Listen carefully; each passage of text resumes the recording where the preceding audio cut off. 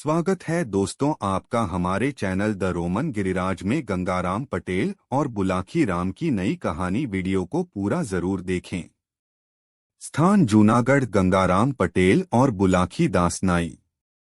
जब बुलाकी नाई ने गंगाराम पटेल के साथ द्वारिका, सुदामापुरी, सोमनाथ, मालिका तीर्थ तथा सत्ताधार आदि के दर्शन कर लिए और लौटने का विचार किया तो गंगाराम पटेल कहने लगे, दोहा होता है ना हर जगह आना बारंबार, आए हैं तो देख लें चल कर के गिरनार।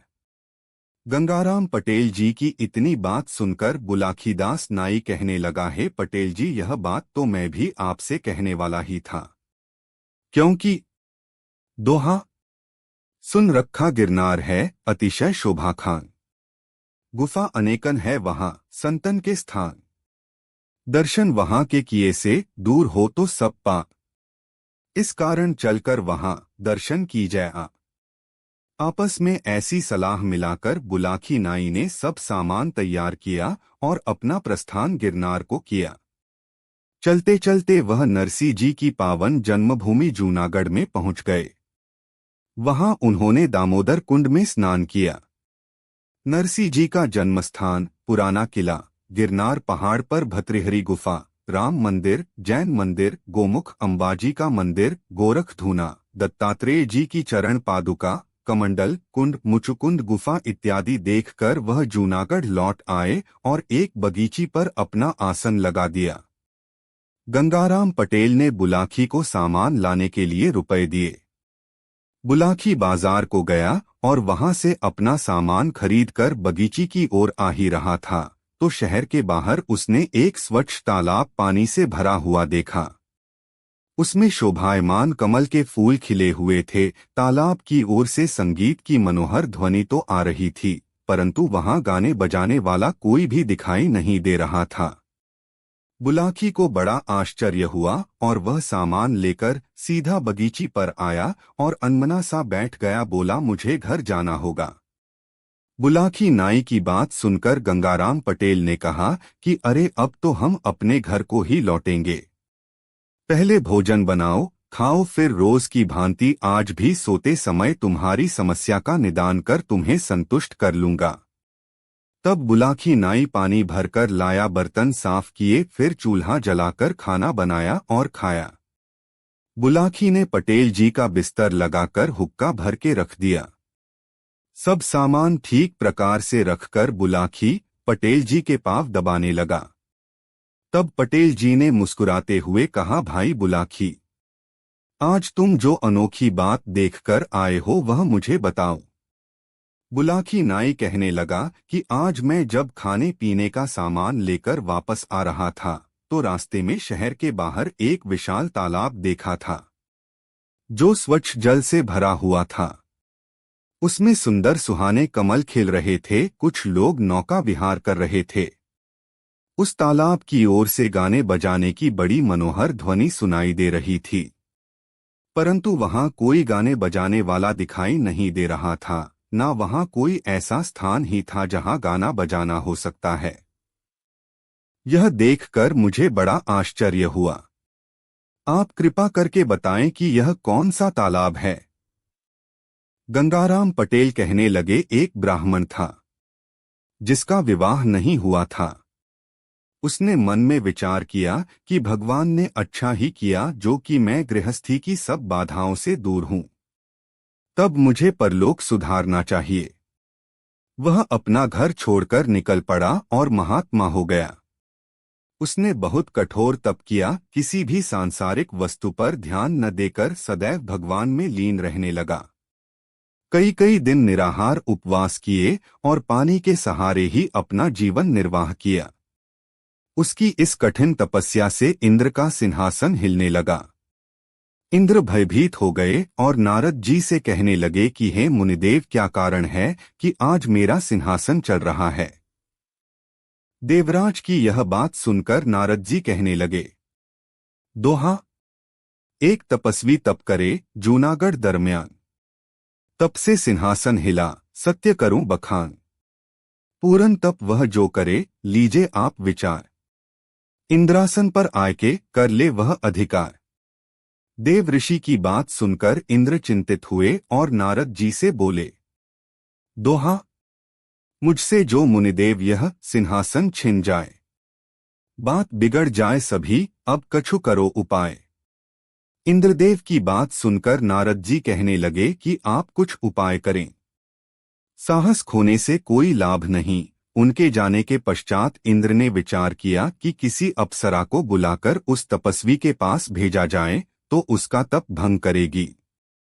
अप्सरा के प्रेम में आसक्त होकर तप से विमुख हो वह तपस्वी अप्सरा के साथ विहार करने लगेगा तो उसकी शक्ति क्षीण हो जाएगी। इस प्रकार विचार करके इंद्रदेव ने एक अति चतुर अप्सरा को बुलाकर कहा, जूनागढ़ में एक तपस्वी तपस्या कर रहा है जिससे मेरा सिंहासन ही हिल गया है। अब तुम अपने समाज सहित वहां जाओ और उस तपस्वी को मोहित करके उसको सबसे भ्रष्ट करो। इंद्रदेव के कहे अनुसार अप्सरा अपने समाज सहित उस स्थान पर आई जहां तपस्वी तपस्या कर रहा था।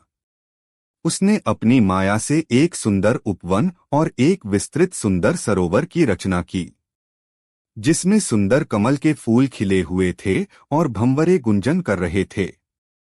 इसके बाद उस सुंदर उपवन में अपने साथियों के सहित अप्सरा ने संगीत आरंभ किया था, जिन्होंने नाना प्रकार के साज बजाए। अप्सरा ने पंचम स्वर में मन को मोहने वाली रागिनी गाई तो सारा उपवन गूंज उठा और जो तपस्वी समाधि लगाए बैठा था उसकी समाधि टूट गई और उसका ध्यान और अप्सरा के संगीत की ओर गया। वह तपस्वी अपना आसन छोड़कर उधर को चल दिया जिधर से अप्सरा के गाने की मधुर आवाज आ रही थी। जब तपस्वी अप्सरा के निकट पहुंचा तो अप्सरा ने उसको कनखियों से देखा। अब उसने और भी अधिक मधुर गायन से उसके चित्त को अपनी ओर आकर्षित किया, जिसके बाद तपस्वी भगवान का ध्यान करना बिल्कुल भूल गया और उस अप्सरा के वशीभूत हो कहने लगा, कुंडली, बतला दे तू कौन है, हे मृगनैनी नारी। भूला मैं जब तब सभी तेरी छटा निहारी। तेरी छटा निहारी हृदय में मैं अपने हर्षाया। सुन तेरा संगीत यहाँ तक आसन से आया। एक बार फिर मुझे रागिनी मधुर सुना दे। आई है किस लिए यहाँ पर तू बतला दे। तपस्वी की इतनी बात सुनकर अप्सरा कहने लगी, कुंडली, आई हूँ स्वर्गलोक से, सुन तपस्वी चितलाए। सेवा करने आपकी स्वामी दिया पठाए। स्वामी दिया पठाए दर्श कर चित हर्षाया। धन्य हमारा भाग आपका दर्शन पाया। जो कुछ आज्ञा देव करूं तो अब हूँ सेवकाई। इच्छा पूरन करन आपकी हूं मैं आई। अप्सरा की ऐसी बात सुनकर तपस्वी बड़ा आनंदित हुआ। बोला, मैंने अब तक संसार में तुम्हारे समान सुंदर स्त्री नहीं देखी और न कोई ऐसा सुरीला संगीत सुना है। मेरा मन तुम्हारी सुंदरता को देखकर ऐसा मोहित हो गया है कि मैं यही चाहता हूँ कि तुम सदा मेरे नेत्रों के सामने रहो और अपने मधुर संगीत द्वारा मेरी इच्छा पूर्ण करती रहो। तपस्वी की यह बात सुनकर अप्सरा कहने लगी, आप एक तपस्वी हैं, आपकी इच्छा पूरी करना तो मेरा परम कर्तव्य तथा धर्म है। मैं आपकी आज्ञा को शिरोधार्य कर पालन करूंगी। अब आप मुझे सेवा की आज्ञा तो दीजिए। मैं वही करूंगी जिसे करके आपको सुख पहुंचे। अप्सरा की यह बात सुनकर तपस्वी कहने लगा, यदि तुम यहाँ उपवन में रह अपने संगीत एवं सहवास से मेरी इच्छा पूरी करोगी तो समाज वाले देखकर हंसेंगे। आथ किसी अदृश्य स्थान में तुम मेरी कुछ समय तक इच्छा पूरी कर सको तो मैं अपने को अत्यंत भाग्यशाली समझूंगा। अप्सरा ने यह बात सुनी तो समझ गई कि अब तो तपस्वी मेरे वश में है। इससे अपने बिगाड़ का कुछ भय नहीं और अब मैं आसानी से इंद्रदेव का कार्य पूरा कर सकूंगी। वह कहने लगी, मैं कोई साधारण स्त्री नहीं हूं, स्वर्गलोक की रहने वाली हूं। अब तक मैं किसी पुरुष पर मोहित नहीं हुई हूं और न किसी के साथ विहार ही किया है। यदि आप सदैव मेरे साथ विहार करने का प्रण करें तो मैं आपकी इच्छा पूरी कर सकती हूं, नहीं तो अपने स्थान को चली जाऊंगी। अप्सरा की इतनी बात सुनकर तपस्वी बोला कि मेरी भी यही इच्छा है जो तुम्हारी है। मेरा भी विवाह नहीं हुआ और ना मैंने अब तक किसी स्त्री पर दृष्टि डाली है। मेरी इच्छा है कि मेरा तुमसे आजीवन विहार होता रहे तो अच्छा है। इतनी सुनकर अप्सरा कहने लगी कि ऐसा सुख तो आप जैसे बड़े तपस्वी जनों को ही प्राप्त हो सकता है, सबको नहीं। अब मैं आप जैसी इच्छा कर रहे हैं वैसा ही सदैव करूंगी। अपने मन में विचार कर अप्सरा ने इंद्रदेव के कार्य को सिद्ध करने का उचित उपाय किया। उस सरोवर के नीचे उसने अपनी माया से एक ऐसे बहुत सुंदर भवन की रचना की जो कि दिखाई नहीं देता था। उस भवन के ऊपर जल भरा हुआ था, जिसमें कि सुहाने सुहाने कमल भी खिल रहे थे, भंवरे फूलों पर गुंजार कर रहे थे। भवन में अनेकों मणियां लगी हुई थी, जिनसे कि अद्भुत प्रकाश होता था। स्वर्ग जैसे समस्त सुखों के साधन उस भवन में उपलब्ध थे। अप्सरा अपने साथियों सहित उस तपस्वी सहित निवास करने लगी। अन्य कक्षाओं में अपने साथियों को ठहराया और स्वयं अप्सरा तपस्वी से विहार करने लगी।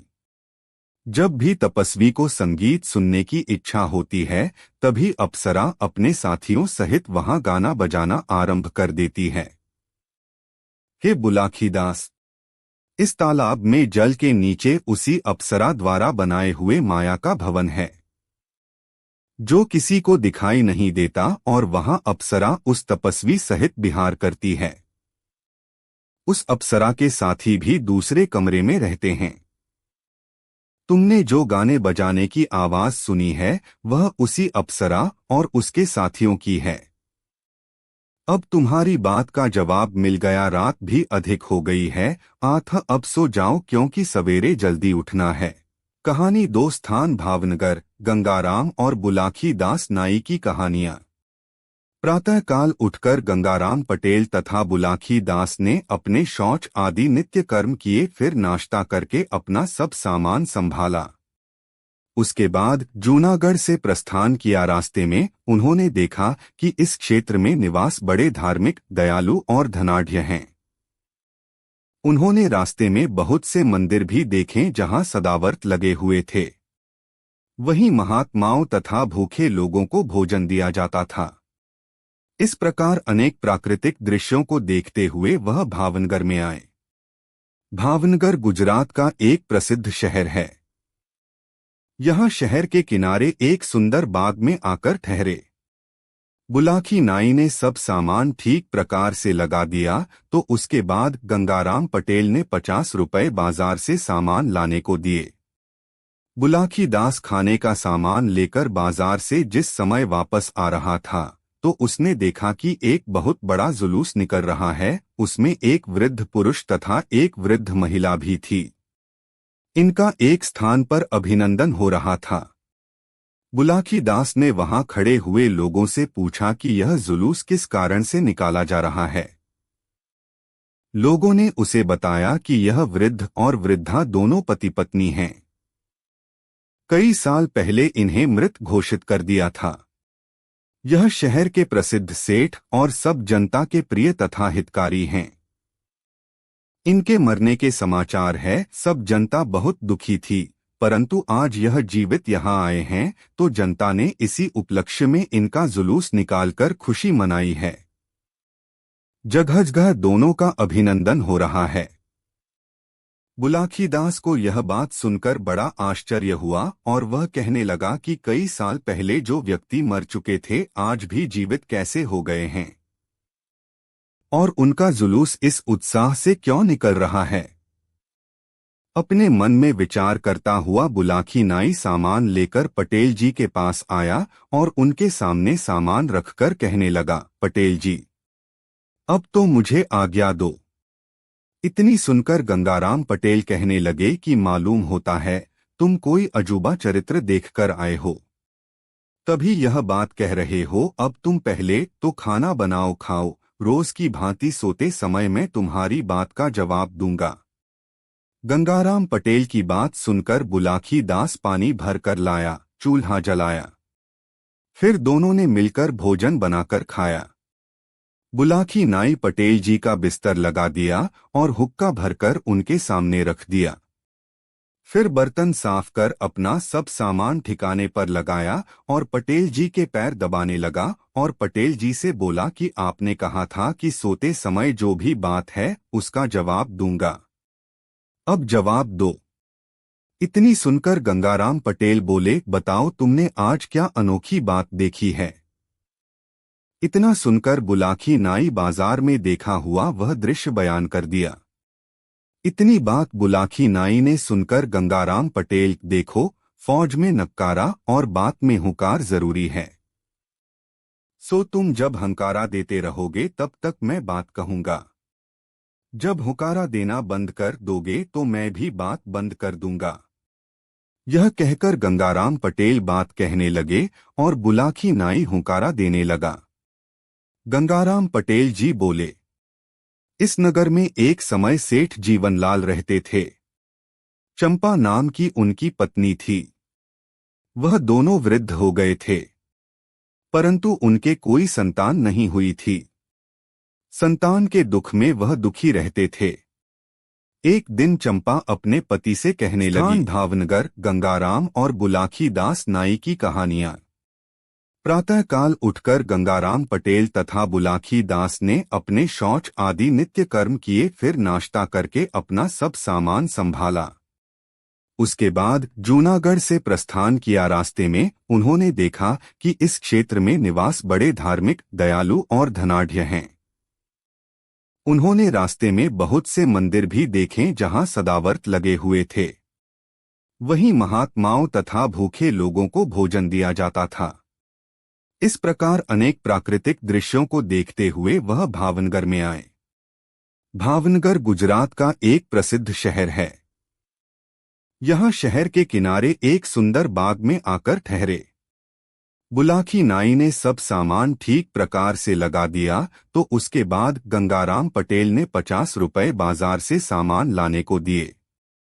बुलाकी दास खाने का सामान लेकर बाजार से जिस समय वापस आ रहा था तो उसने देखा कि एक बहुत बड़ा जुलूस निकल रहा है। उसमें एक वृद्ध पुरुष तथा एक वृद्ध महिला भी थी। इनका एक स्थान पर अभिनंदन हो रहा था। बुलाकी दास ने वहां खड़े हुए लोगों से पूछा कि यह जुलूस किस कारण से निकाला जा रहा है। लोगों ने उसे बताया कि यह वृद्ध और वृद्धा दोनों पति पत्नी हैं। कई साल पहले इन्हें मृत घोषित कर दिया था। यह शहर के प्रसिद्ध सेठ और सब जनता के प्रिय तथा हितकारी हैं। इनके मरने के समाचार है। सब जनता बहुत दुखी थी, परंतु आज यह जीवित यहाँ आए हैं तो जनता ने इसी उपलक्ष्य में इनका जुलूस निकालकर खुशी मनाई है। जगह जगह दोनों का अभिनंदन हो रहा है। बुलाकी दास को यह बात सुनकर बड़ा आश्चर्य हुआ और वह कहने लगा कि कई साल पहले जो व्यक्ति मर चुके थे आज भी जीवित कैसे हो गए हैं और उनका जुलूस इस उत्साह से क्यों निकल रहा है। अपने मन में विचार करता हुआ बुलाकी नाई सामान लेकर पटेल जी के पास आया और उनके सामने सामान रखकर कहने लगा, पटेल जी अब तो मुझे आज्ञा दो। इतनी सुनकर गंगाराम पटेल कहने लगे कि मालूम होता है तुम कोई अजूबा चरित्र देखकर आए हो, तभी यह बात कह रहे हो। अब तुम पहले तो खाना बनाओ, खाओ, रोज की भांति सोते समय मैं तुम्हारी बात का जवाब दूंगा। गंगाराम पटेल की बात सुनकर बुलाकी दास पानी भर कर लाया, चूल्हा जलाया। फिर दोनों ने मिलकर भोजन बनाकर खाया। बुलाकी नाई पटेल जी का बिस्तर लगा दिया और हुक्का भरकर उनके सामने रख दिया। फिर बर्तन साफ कर अपना सब सामान ठिकाने पर लगाया और पटेल जी के पैर दबाने लगा और पटेल जी से बोला कि आपने कहा था कि सोते समय जो भी बात है उसका जवाब दूंगा, अब जवाब दो। इतनी सुनकर गंगाराम पटेल बोले, बताओ तुमने आज क्या अनोखी बात देखी है। इतना सुनकर बुलाकी नाई बाजार में देखा हुआ वह दृश्य बयान कर दिया। इतनी बात बुलाकी नाई ने सुनकर गंगाराम पटेल, देखो फौज में नक्कारा और बात में हुकार जरूरी है। सो तुम जब हंकारा देते रहोगे तब तक मैं बात कहूंगा। जब हुकारा देना बंद कर दोगे तो मैं भी बात बंद कर दूंगा। यह कहकर गंगाराम पटेल बात कहने लगे और बुलाकी नाई हुंकारा देने लगा। गंगाराम पटेल जी बोले, इस नगर में एक समय सेठ जीवनलाल रहते थे। चंपा नाम की उनकी पत्नी थी। वह दोनों वृद्ध हो गए थे, परंतु उनके कोई संतान नहीं हुई थी। संतान के दुख में वह दुखी रहते थे। एक दिन चंपा अपने पति से कहने लगी, दोहा, अब तक मेरे हैं प्रभु, हुई नहीं संतान। ब्याह दूसरा कीजिए, भली करे भगवान। अपनी पत्नी की बात सुनकर सेठ बोले, दोहा, होकर के रहता वही जो विधि रचा विधान। कैसे हो सकती प्रिय बिना भाग्य संतान। हे प्यारी, संतान भाग्य से होती है। यदि मैं दूसरा ब्याह कर लूं और फिर भी संतान ना हो तो क्या होगा।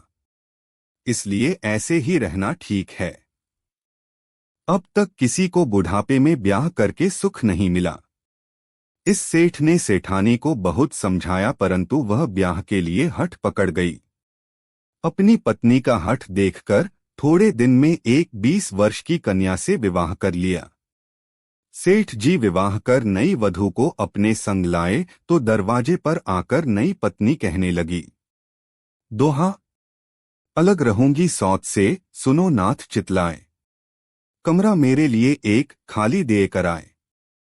नई वधू की ऐसी बात सुनकर सेठ कहने लगा, दोहा, पत्नी मेरी वृद्ध है, सभी गुणों की खान। मिलकर के उससे रहो, पाओ सुख महान। सेठ ने बहुत समझाया मगर नई पत्नी कहने लगी कि एक म्यान में 2 तलवार नहीं समा सकती। सेठ ने परेशान देखकर सब हाल अपनी पहली पत्नी से कहा, जिसे सुनकर उसने एक कमरा नई बहू के लिए अलग रहने को खाली कर दिया। नई बहू उस कमरे में आई और रहने लगी। सेठ का एक मुनीम था जिसकी उम्र लगभग 24 साल की थी। थोड़े दिन में नई बहू की उस मुनीम से आंख लड़ गई तो वह दोनों छिपकर अपनी वासना की तृप्ति करने लगे। मोहल्ले में मुनीम ने खबर कर दी कि सेठ पागल हो गए हैं। धीरे धीरे सेठ के पागल होने की खबर सब नगर में फैल गई। सेठ ने यह बात सुनी तो उसे बड़ा दुख हुआ, परंतु उसकी समझ में कोई बात नहीं आई। सेठ की पहली पत्नी ने मुनीम और सेठ की पत्नी का व्यवहार ताड़ लिया था। वह अपने पति से कहने लगी कि तुम्हारे मुनीम ने तुम्हारे पागल होने की खबर उड़ाई है। उसके नई बहू से दूषित संबंध हैं। यह लोग किसी षड्यंत्र से हम तुम दोनों को मरवाकर आप आनंद से जीवन व्यतीत करना चाहते हैं। सेठ ने कहा कि अब मैं होशियार रहूंगा। मुनीम और सेठ की नई पत्नी आपस में एक साथ रहती थी। एक दिन मुनीम ने सेठ की नई पत्नी को समझाया कि कहीं ऐसा ना हो कि पहली पत्नी को सेठ सभी जायदाद दे दें।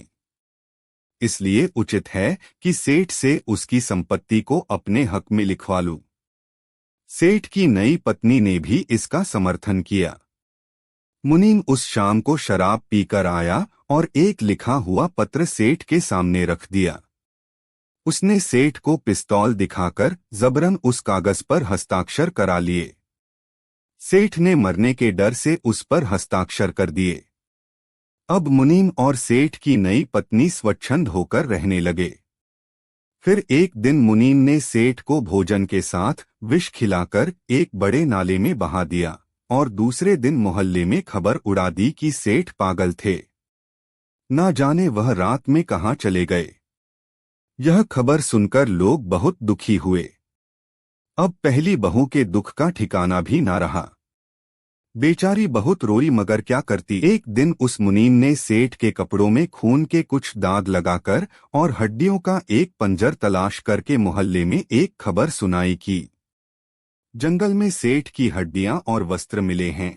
ऐसा मालूम होता है कि उन्हें जंगल में कोई जानवर खा गया। मोहल्ले के लोग वहां गए और सेठ के कपड़ों तथा हड्डियों के पंजर को उठा लाए और वैदिक रीति से दाह संस्कार कर दिया। अब सेठ की नई पत्नी और मुनीम पति पत्नी की भांति मकान में निडर होकर रहने लगे और सेठ की पहली पत्नी को दुख पहुंचाने लगे। वह कहने लगी, मैं सेठ की पत्नी हूं, उसकी संपत्ति मालिक हूं। मुझे सेठ के मरने की बात में भी बहुत लोगों का षड्यंत्र दिखता है। मैं यह सब पुलिस को बताऊंगी। यह सुनकर मुनीम और सेठ की नई पत्नी ने विचार किया कि अभी मामला ताजा है, इसलिए थोड़े दिन तो इसे सुख से रखना चाहिए, जिससे यह सेठ को भूल जाए, फिर इसका भी कुछ इंतजाम कर देंगे। यह विचार कर सेठ की नई पत्नी ने बनावटी प्रेम दिखाकर उसकी खुशामद की और कहा, तुम मुझसे बड़ी हो, मैंने बड़ी भूल की है जो तुम्हें कष्ट दिया है। अब कष्ट नहीं दूंगी, तुम्हें बड़ी बहन बनाकर रखूंगी। जिस नाले में सेठ को जहर खिलाकर फेंका गया था, आगे चलकर उसके किनारे एक महात्मा की कुटिया थी। महात्मा की नजर सेठ की लाश पर पड़ी तो उसने उसे निकलवाया। उसने देखा कि यह मरा नहीं है, बल्कि किसी ने जहर खिला दिया है। महात्मा ने जड़ी बूटियों से उसका इलाज किया तो सेठ का विष उतर गया और उसे होश आ गया। महात्मा ने उसे अच्छी तरह रखा, जिससे कुछ दिनों में वह स्वस्थ हो गया। वह सेठ महात्मा का शिष्य होकर उसी स्थान पर भगवान का भजन करने लगा। अब उसका हृदय समाज से ऐसी घृणा करने लगा कि उसने अपने घर जाने का भी विचार छोड़ दिया। उधर मुनीम आनंदपूर्वक सेठ की नई पत्नी के साथ विहार करता रहा। एक दिन उसने पहली पत्नी को भी विष देकर नौकर से रात में उसी नाले में फेंकवा दिया और महल में खबर कर दी कि सेठ की मृत्यु से दुखी होकर उसकी पत्नी भी ना जाने कहाँ चली गई है। जब यह बात मोहल्ले वालों ने सुनी तो उन्हें बहुत दुख हुआ, परंतु करते भी तो क्या करते। सेठ की वृद्धा पत्नी की लाश भी उस नाले में बहती हुई उसी महात्मा की कुटिया के पास पहुंची तो महात्मा ने उसे भी निकलवाया और उसका भी जड़ी बूटियों से इलाज कर विष दूर कर दिया। जब उसे होश आया